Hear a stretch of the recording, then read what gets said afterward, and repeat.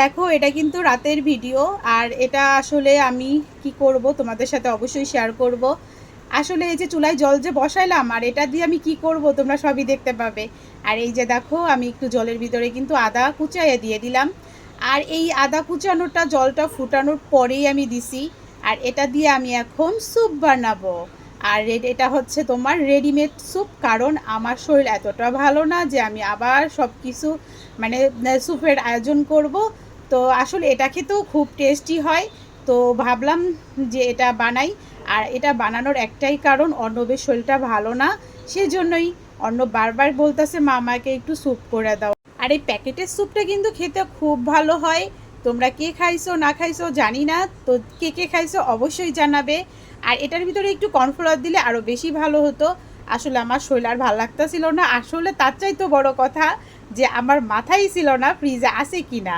পরে ফ্রিজে হাত দিয়ে দেখি সত্যি সত্যি আছে।